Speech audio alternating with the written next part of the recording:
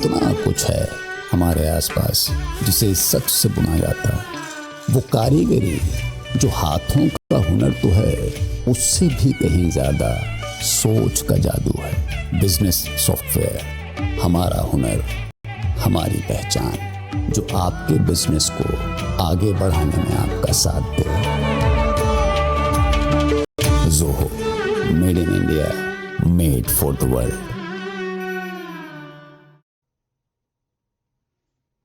देखिए, पिछले जुमे को वाकई में जो हुआ वो नहीं होना चाहिए था, ये बात सही है।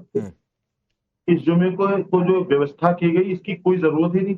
अच्छा, कोई हालात थे ही नहीं खराब। हालात तो उलमा ने अभी मौलाना शाहबुद्दीन को सुनवा रहे थे। दरगाह आला हजरत के जो उलमा मौलाना तौकीर रजा के परिवार के लोग थे, उन्होंने भी ये ऐलान किया है कि भाई आप लोग नमाज पढ़ के सीधे अपने घरों में जाए, कोई मामला नहीं है, कुछ नहीं है, कानूनी लड़ाई है, लड़नी रहेगी। तो ये जो ड्रामेबाजी की है आज जो प्रशासन ने, इससे मुसलमानों को खौफ दिखाने के लिए, इसके अलावा कुछ भी नहीं। और ये बरेली नहीं, ये संभल नहीं, ये पूरे देश में और जहां जहां भाजपा की सरकार है वहां मुसलमानों को ऐसे ही डराने की कोशिश की जा रही है। इसके अलावा कुछ भी नहीं है। पुलिस से क्यों डराने वाले लोग हैं। आपको पुलिस से डर लगता है? डराते हैं पुलिस आपको पुलिस से डर लगता है जरी जी? देखिए, जब बेकसूरों को पुलिस जेल में भेजेगी, कौन सा बेकसूर जेल में गया? सुनो ना, अरे सुन लो ना, आप सुन ही रहा हूं। बेकसूरों के इनकाउंटर करेगी। नाम लीजिए ना, कौन सा बेकसूर जेल में गया? मदरसे और मस्जिद एक करके मुसलमानों की इबादत कौन सा बेकसूर जेल में गया? योगी जी खुद सुनो ना आप भाई, एक तो आप सुनते नहीं बात। मैं सुन रहा हूं सर, शुरुआती आपके जवाब में मैंने बिल्कुल बीच में नहीं आया। अब एक एक करके आप कह रहे हैं बेकसूर जेल में गया। कौन सा बेकसूर जेल में गया, नाम लीजिए। अरे आपको परेशानी क्यों हो रही है? हम भाजपा के खिलाफ बोल रहे हैं। अरे आप बोलिए सर। ये जवाब मैं भी अरे आपकी आवाज, भाजपा के प्रवक्ता मौजूद है। आजारी जी, आपकी आवाज में आवाज मिला रहा हूं, आपके बीजेपी से सवाल को और तीखा कर रहा हूं। मैं कह रहा हूं कौन सा बेकसूर जेल में गया, नाम लीजिए। शिवम से रिप्लाई लेता हूं तुरंत, एकदम भागने नहीं दूंगा इनको। पूरी बात तो होने दें। हाँ, जो जब योगी जी खड़े होकर के खुले शब्दों में मुसलमानों को धमकी देंगे, जब एक संवैधानिक पद पर बैठा हुआ शख्स फतेहपुर और बरेली में दोनों में फर्क दिखाएगा, तो सवाल तो पैदा साहब होंगे ना। सर आजारी जी, फतेहपुर में बीजेपी के लोगों पर भी केस हुआ, बजरंग दल के लोगों पर भी केस हुआ। अभी आपने एक लाइन कही बेकसूर जेल में डाले जा रहे हैं। कौन सा बेकसूर जेल में गया, मुझे नाम लीजिए सर। ये पुलिस फतेहपुर में नहीं, पहले बताइए बरेली इंसिडेंट में कौन सा बेकसूर जेल में गया, मुझे नाम लीजिए सर। खामोश रही। इसके हाथ किसने नाम लीजिए सर। और बरेली में ये हाथ खुले कैसे? कौन सा बेकसूर जेल में गया? अरे जो हाथ बरेली में खुल गए थे ना, ये हाथ फतेहपुर में बंधे हुए क्यों रहे? सर कौन सा बेकसूर जेल में गया, या तो बोलिए मैंने गलत बोला। आपसे 99% जो गए हैं जेलों में गए हैं वो बेकसूर है। नाम लीजिए ना सर, आप एक का नाम ले लीजिए। और मौलाना एक का नाम ले लीजिए। सुनिए, मैंने एक बेकसूर का नाम ले लीजिए। मौलाना तौकीर रजा साहब ने जो अवाम को बुलाया था, उनको नहीं बुलाना चाहिए था। सुनिए लेकिन अरे सुनिए ना आजारी जी, मैं आपके और शिवम त्यागी के बीच डिबेट करा दूंगा। अखिलेश कटियार और शादाब शम्स को एकदम रोक के आप नाम लीजिए, कौन सा बेकसूर जेल में गया? मैं आपसे कह नहीं रहा हूं, आप सुन नहीं रहे हो। 99%। अरे नाम लीजिए ना, 99% क्या होता है? 99% गए हैं लोग। 99% क्या होता है? जेलों में नाम लीजिए सर, नाम भेज रहे हो आप। कौन सा बेकसूर जेल में गया? भेज रहे हो, नाम लीजिए ना। फतेहपुर के लोग जेल में क्यों नहीं गए? अरे कौन सा बेकसूर जेल में गया? भाजपा के जिलाध्यक्ष जेल में क्यों नहीं गए, बताओ आप हमें। अब सब नाम ही नहीं ले पा रहे हैं आप। संदीप त्रिपाठी है क्या अपने पास? संदीप त्रिपाठी है, जरा स्क्रीन पर रखिए। संदीप त्रिपाठी, आपको भी लगता है बेकसूर जेल में गए हैं?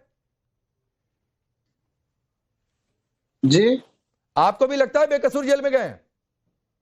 नहीं, हमने तो कभी नहीं कहा कि कुलदीप सेंगर को ऐसे जेल भेज दिया गया। अच्छा, हमने ये भी नहीं कहा कि आपको कुलदीप सेंगर लग रहा है?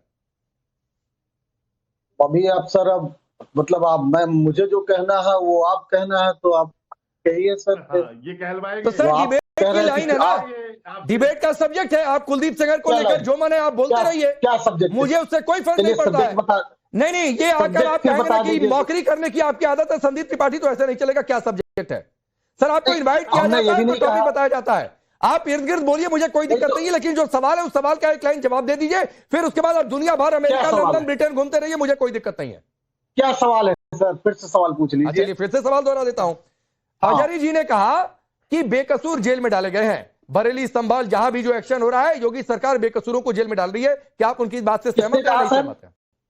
किसने कहा सर? हजारी जी बैठे, उन्होंने कहा।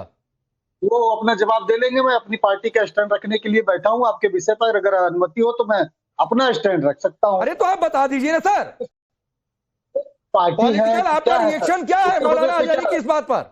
उत्तर प्रदेश में क्या है वो सर, कौन क्या है जिसकी आप बात कर रहे हैं कि उसका मैं जवाब सर? सुनिए ना, वो क्या क्या है नहीं है, ये देखने के लिए और जांचने के लिए आपको नहीं बुलाया है। हाँ, हाँ। आपसे सवाल फिर पूछ किसके रहा लिए हूं बुलाया? और आपका जवाब नहीं देने का मन है तो मैं आगे बढ़ जाता हूं। बढ़ जाइए। हाँ ठीक है सर, मैं बढ़ जाता हूं, बढ़ जाइए। एकदम धक्का बढ़ लगा जाता हूं। दूं?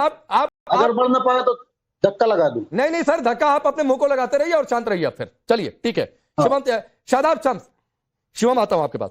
शादाब शम्स, ये आदत है, बोलेंगे नहीं क्योंकि संदीप त्रिपाठी को लगता है हाय रे मेरा वोट बैंक। सच सुनने का दम नहीं है, सच बोलने का दम नहीं है। बदकिस्मती है राकेश भाई कि अभी अजहरी साहब की आपने अधूरी बात सुनी। आप पूरी बात मैं याद दिला देता हूं। उन्होंने कहा बेगुनाह लोगों के इनकाउंटर किए जा रहे हैं। आप ये भी पूछ लीजिए बेगुनाह लोगों के कौन से बेगुनाह लोग थे जिनके इनकाउंटर किए गए। शायद जेल में जाने वालों की संख्या ज्यादा हो, वो नाम ना बता पा रहे हो। उन्होंने एक शब्द कहा बेगुनाह लोगों के इनकाउंटर किए जा रहे हैं। तो इनकाउंटर जिन जिन लोगों के हुए उनमें जो बेगुनाह थे, हमें भी उनके नाम से अवगत करा दे तो हम इनके शुक्रगुजार होंगे। दूसरा, इन्होंने कहा कि योगी जी का डर दिखाया जा रहा है। भाई हमने तो ये सुना बुजुर्गों से कि देश या सरकार डर और मोहब्बत दोनों चीजों से चलती है। जो देश का जो शासक होता है उससे लोगों को डरना भी चाहिए और प्यार भी करना चाहिए। और जहां ये दोनों क्वालिटीज होती हैं वहां दंगे नहीं होते। और उसका जीता जागता प्रमाण है बरेली में जिस तरह से सही तरीके से टैकल किया गया। ये जो उपद्रव फैलाना चाहते थे, ये जो गुंडई करना चाह रहे थे मौलानाओं के नाम पर, मैं ये कह रहा हूं आप आई लव मोहम्मद, मैं मुसलमान हूं, मैं कहता हूं आई लव मोहम्मद। मोहम्मद को दिल से प्यार कीजिए, उनके किरदार से प्यार कीजिए। रोड पे उतरकर जिस तरह से आप रैलियां कर रहे हैं, हुड़दंग मचा रहे हैं, क्या मोहम्मद इस बात का आपको इजाजत देते हैं कि आप इस तरह की गंदगी मचाइए, देश को आग नफरतों में नहीं, फैलाइए, लेकिन देश उसके में आगजनी बावजूद कीजिए। शादाब शम्स जो आप बात कह रहे हैं, इब्राहिम हुसैन ने ये बात कही, बरेलवी ने ये बात कही, उसके बावजूद शिवम त्यागी आप लोगों ने क्यों पुलिस को उतार दिया? अजहरी जी कह रहे हैं नहीं नहीं ये तो डरा रहे हैं आप लोग, डराने के लिए उतरा। कानून व्यवस्था बुलंद करना आपका मकसद नहीं है, आपका मकसद है अजहरी जैसे लोगों को डराना। पुलिस कहां थी? पिछले हफ्ते ये विषय था। पिछले हफ्ते ये विषय था कि जब भीड़ इकट्ठी हुई तो पुलिस कहां थी। पिछले हफ्ते ये विषय था कि जब बम इकट्ठे हुए तो पुलिस कहां थी। आज पुलिस है सामने तो कह रहे हैं डरा रहे हैं। पुलिस डराने के लिए है क्या? सुरक्षा देने के लिए है। हम तो नहीं डरते पुलिस से। अभी नीचे आया तो पूरे रास्ते में पुलिस है, अच्छी बात है। पुलिस सुरक्षा से जरूरी है, सुरक्षा के लिए पुलिस होना। और मैं तो ये मानता हूं जो गुंडा मवाली है वो डरेगा पुलिस से। अब भाई किसी को डर लग रहा है तो उसको सोचने की आवश्यकता है कि उसके कर्म या फिर कांड कैसे है। डरने की आवश्यकता है, वो आपकी सुरक्षा के लिए है। आप जिस काम के लिए आए हैं वो काम करें। प्रदेश की सुरक्षा हमारे हाथ में है, कोई डरने की आवश्यकता नहीं। लेकिन हाँ, अगर गुंडागर्दी करनी है, पत्थरबाजी करनी है, पेट्रोल बम चलाने हैं तो डरने की जरूरत है। ये डर रहना